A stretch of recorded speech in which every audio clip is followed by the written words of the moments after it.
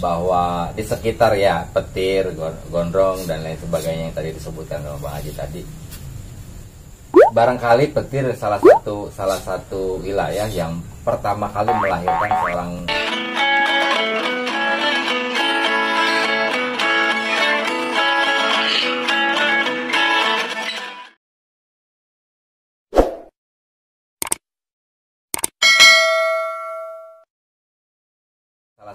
salah satu wilayah yang pertama kali melahirkan seorang sarjana ya. Iya. Orang-orang yang memang berpendidikan tinggi. Tapi kalau nggak salah Bang Haji juga pernah punya sahabat itu sarjani, bahkan dia dari kecil Bang.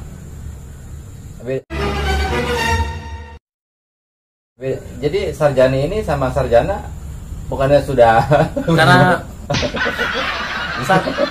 salahnya karena dia laki. Kalau dia perempuan mungkin jadi sarjana. Oh, gitu. Karena dia laki-laki. Perkembangan Kampung Petir saat ini Bang Haji nih, yang dirindukan dari fase zaman dulu itu seperti apa nih Bang Haji?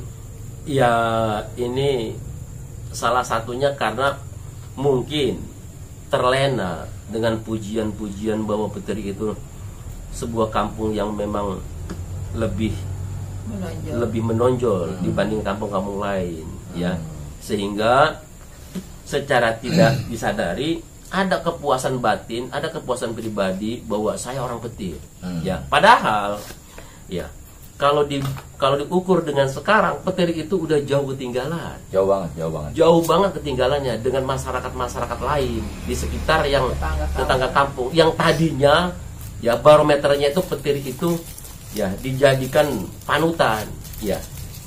Inilah ya, saya berharap oleh masyarakat generasi muda Petir ini ya coba bangkit, perdalam ilmu agama dan ilmu pendidikan. Jangan puas sampai di tingkat sarjana saja, ya, atau jangan puas sampai di tingkat mondok dengan julukan kiai, ya. Belum seberapa. Sebab apa? Kampung lain itu ya udah lebih tinggi lagi. Iya, benar. Kalau dibilang terlena, mungkin saya sepakat ya apa yang Bang Haji bilang tadi. Karena saya berapa kali ketemu orang yang kebetulan tahu tentang wilayah kita ini, wilayah Petir. Ketika kita mengaku, oh saya dari Petir, orang itu menganggap, wah kampung guru itu mah, gitu kan. Itu saya masih dengar sampai hari ini, saya masih dengar ketika kita bilang Petir itu kampung guru. Bahkan sampai Sepatan sana pun orang masih ngerti gitu loh wilayah Petir itu seperti apa. Akan tetapi khususnya di kampung kita ini kan sudah dikelilingi dengan perumahan elit nih. Tapi saya melihat kok tidak berpengaruh besar ya terhadap kampung kita itu. Mestinya kan kita dikelilingi dengan komplek-komplek besar dan elit ini kan secara ekonomi mungkin kampung kita ini meningkat. Cuman dari dulu yang saya perhatikan itu kampung kita kok stagnan gitu-gitu aja gitu loh. Ya mau dia ada komplek elit atau enggak, ya ini biasa-biasa aja, standar aja. Ya maju enggak, mundur enggak. Ini menurut Bang Haji nih, apa sih yang kurang nih terutama dari orang-orangnya lah, orang-orang ini seperti apa? Padahal pendidikan kan tinggi.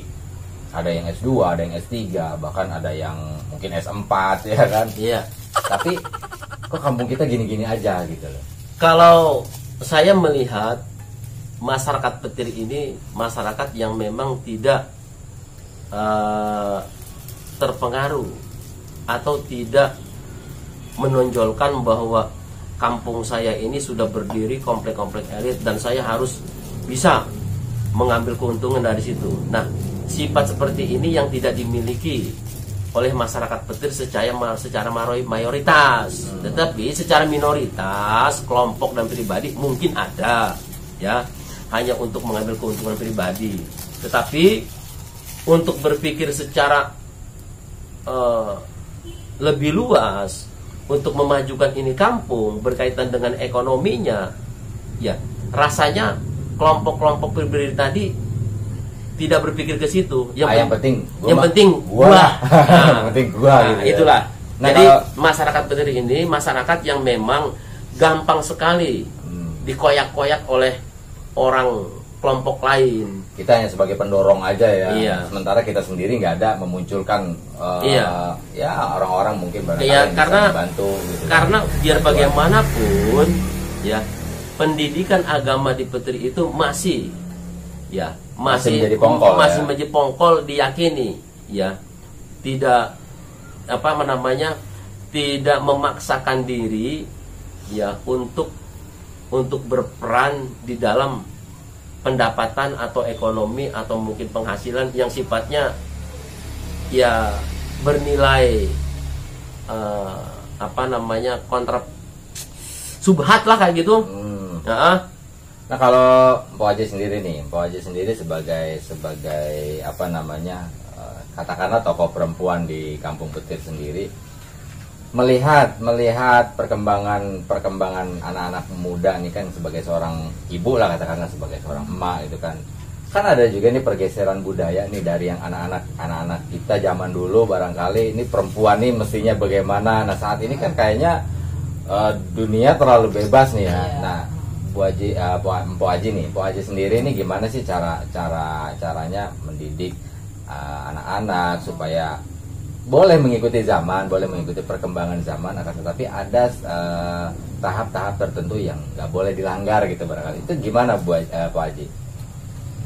Ya kalau saya nih pribadi cara mendidik anak ya, untuk pribadi saya yang saya kurang kuat Bu Haji ngomongnya. Kurang kencang suaranya guys. Kalau buat saya nih sebagai ibu untuk mendidik anak, kalau melihat zaman sekarang ini ya, kalau kita bandingkan dengan dulu itu kan emang jauh berbeda. Jadi bisa-bisa kita sebagai ibu mendidik anak kita seperti apa, jangan sampai anak kita juga istilahnya berbuat macam-macam, terbawa arus gitu kan, seperti itu. Jadi di situ ya, kalau untuk saya di pribadi, saya tanamkan dulu dasar atau fondasi agama terlebih dahulu. Ya seperti kita mendidik anak itu ya, saya memang sangat setuju menganjurkan tuh kalau bisa anak tuh kita pertama kita didik di agamanya dulu. Masukkanlah ke sekolah pendidikan yang berbasis agama. Gitu. Jangan juga memang harus, tetapi kita ambil di situ fondasinya dulu. Setelah itu sudah misalkan udah SD, sanawiyah kan, aliyah. Nah setelah dia masuk ke perguruan tinggi itu bebas, karena mereka sudah bisa berpikir dan punya fondasi. Pak Haji berarti anak semua didikan agamanya memang sejak awal ya, bahkan masuk pesantren juga ya? Iya, di pesantren. Jadi kalau ini menarik nih guys. Kalau saya terus terang ya, jadi setiap anak saya punya 6 anak ya, itu semua memang begitu tamat dari SD-nya itu madrasah kan. Nah itu di pesantren, minimalnya banget dah harus pesantren 3 tahun ya. Minimal tuh ya. Minimal, jadi mereka udah punya fondasi di mana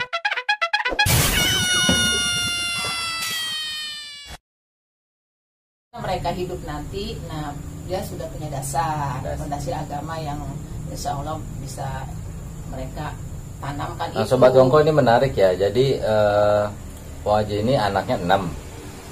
Cewek semua nih Pak Haji? Cowoknya 1. Oh ada cowoknya 1.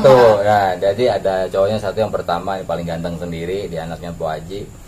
Nah ini semua dasarnya, basicnya ini, fondasi agama ini diperkuat. Dari mulai sekolah madrasah, kemudian pesantren, dan bahkan perguruan tingginya diutamakan yang memang basisnya agama dulu gitu, baru menyesuaikan nanti bidang-bidangnya gitu. Nah ini kan saya sering, kadang-kadang tengah malam saya sering melihat di wilayah kita nih di Green Lake misalkan, di situ kan banyak sekali anak muda-mudi nongkrong-nongkrong gitu kan. Kan bukan tidak mungkin kadang-kadang kita punya perasaan, aduh anak kita jangan sampai dah kayak gitu kan. Nah itu melihatnya gimana nih Bu Haji sebagai orang tua gitu kan, sebagai ibu, sebagai tokoh perempuan misalkan, melihat anak-anak perempuan tengah malam masih ada di luar rumah jalan sama yang bukan muhrim gitu, itu gimana Bu Haji? Secara pribadi saya sangat kadang saya sangat sedih ya.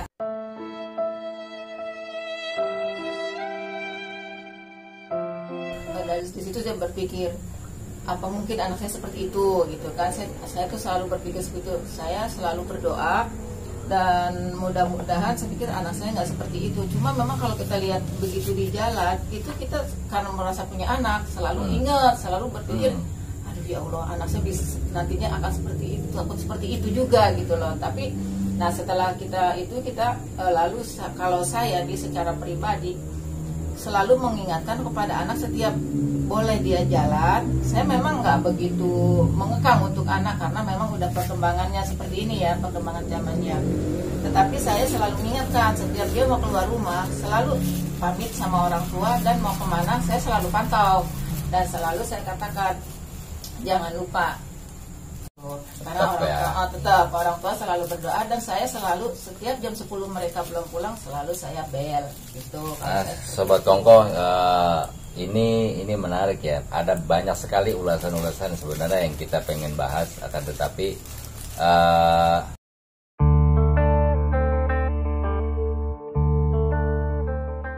masih barangkali ya durasi kita juga terbatas. Nah, mungkin nanti kita akan ngobrol-ngobrol lagi sama Bang Haji sama Mpok Haji. Cuma terakhir nih Bang Haji,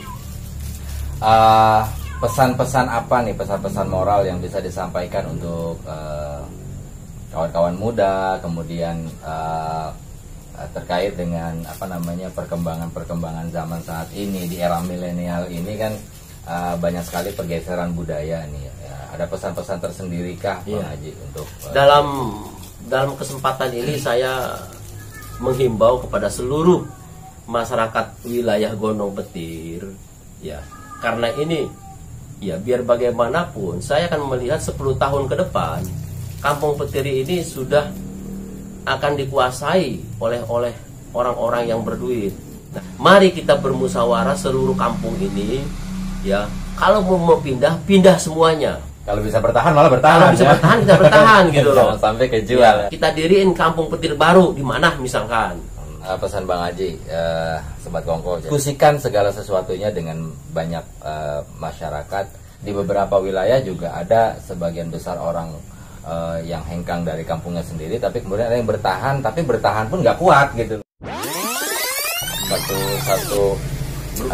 Satu keluarga itu nggak mau menjual, tapi akhirnya susah sendiri. Ya, kita juga nggak mau seperti itu, Sobat Kongko. Ada hal menarik dari desa Petir ini atau Kampung Petir ini, bahwa dulu orang mengenal bahwa Kampung Petir ini adalah kampung guru.